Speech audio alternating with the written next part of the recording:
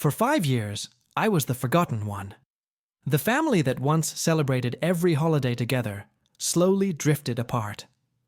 At first, it was subtle. I was the last one invited to gatherings, then not invited at all. I tried to brush it off, thinking, maybe they were busy, maybe they just didn't have room.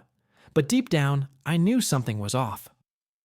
My parents, my siblings, and even the extended family all seemed to have their own lives, their own plans.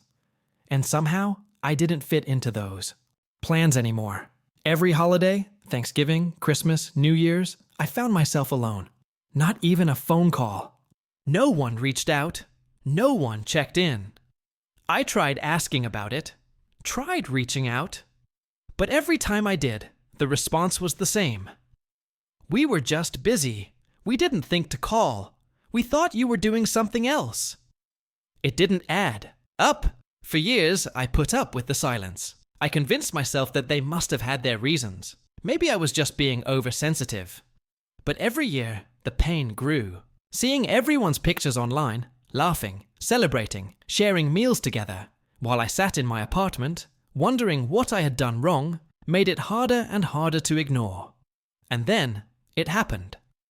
After 5 years of silence, I got a call from my mom. At first, I thought it was just a regular check-in, but I could feel something in her voice that was different. There was an urgency to it. "Hey, honey, I really need your help with something," she said, almost hesitantly. I was surprised. My mother was always the one who prided herself on handling everything herself. I hadn't heard from her in months, and now she was calling me out of the blue, asking for help. "I need a loan, just for a little while. Things are tight around here.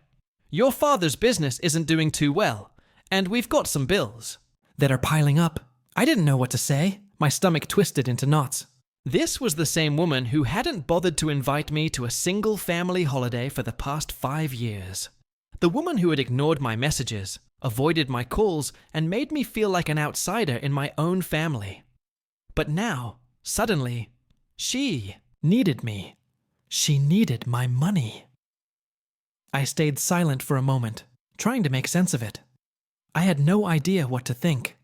Was this really happening? Was this the same mother who had abandoned me during every important moment of my life? But then, the guilt crept in. I had always been taught that family was everything, that you helped them, no matter what. And here was my mother, asking for help. Did I really have the heart to turn her down? I thought about it for a while. I thought about how many times I had silently suffered, how many holidays I had spent, alone while they went on with their lives. The bitterness that had been building inside me, year after year, made it harder to give an answer.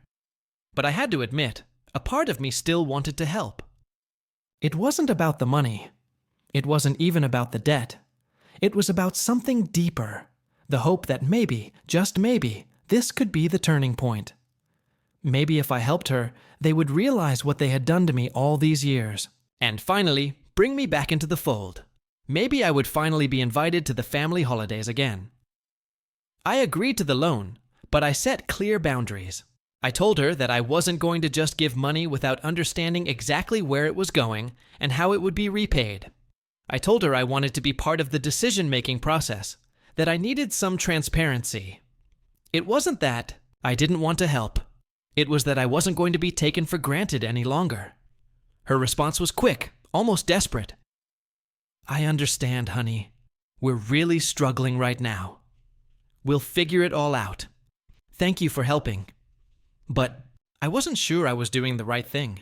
My heart was conflicted, torn between the need to help and the years of hurt that had built up. What I didn't expect was what happened next. As the days passed, I couldn't shake the feeling that something wasn't right. My mother's call seemed genuine at first, but deep down, I felt like I was being used.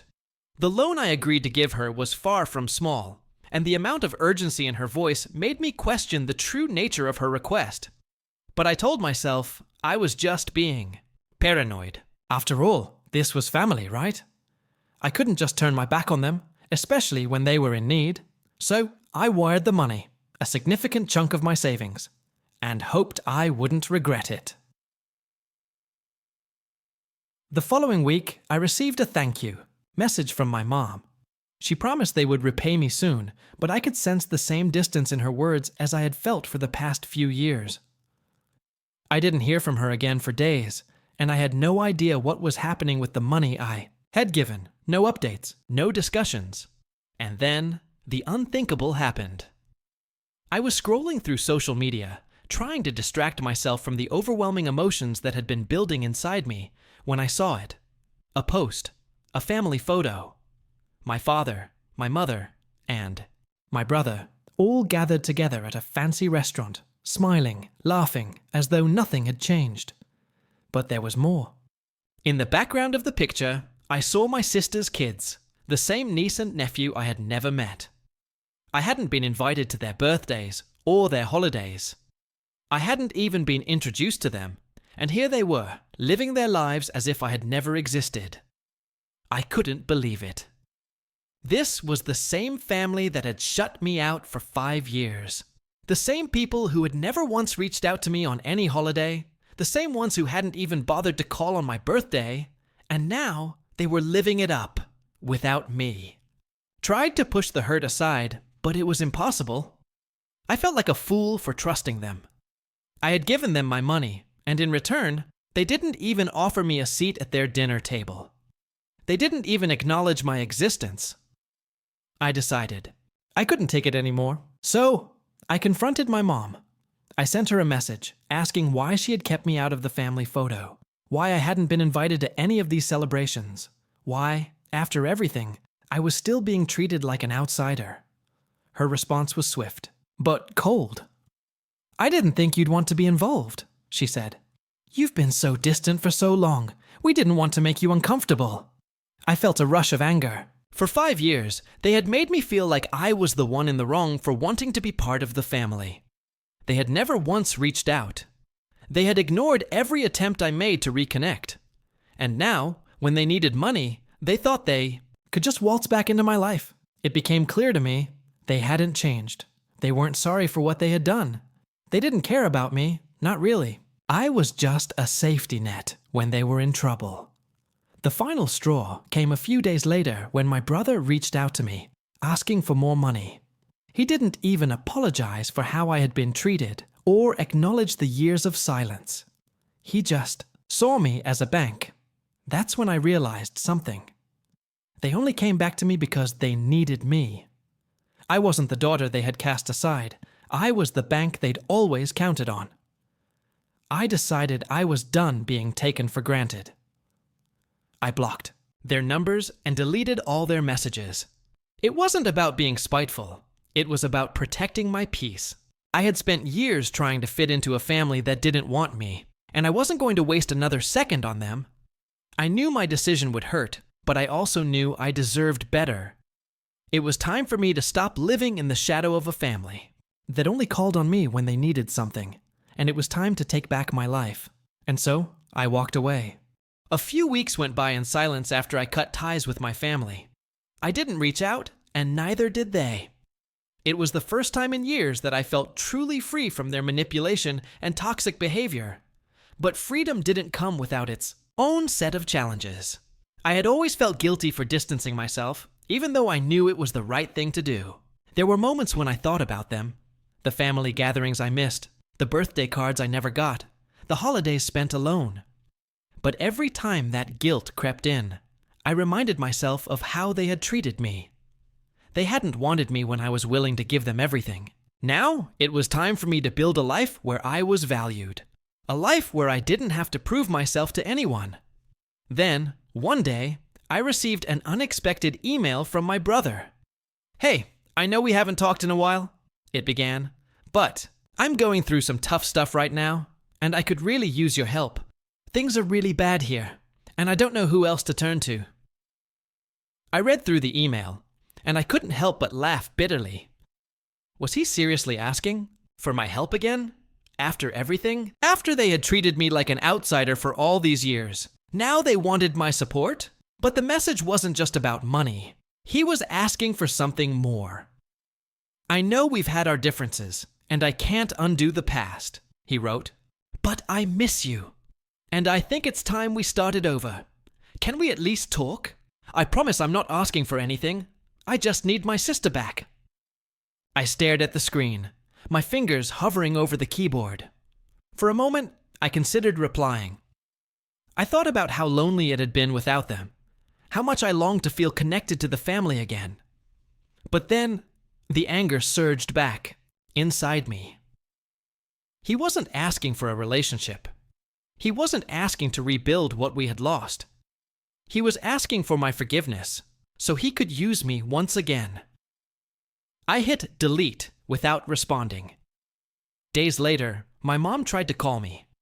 I didn't answer. Then I got another email, this time from my father. He apologized, but the apology felt hollow. He said that the family was falling apart and that they were desperate for help. But deep down, I knew what they wanted. They didn't care about me. They cared about getting back what they had lost.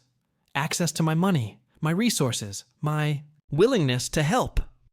The more I thought about it, the clearer it became. They didn't see me as a person.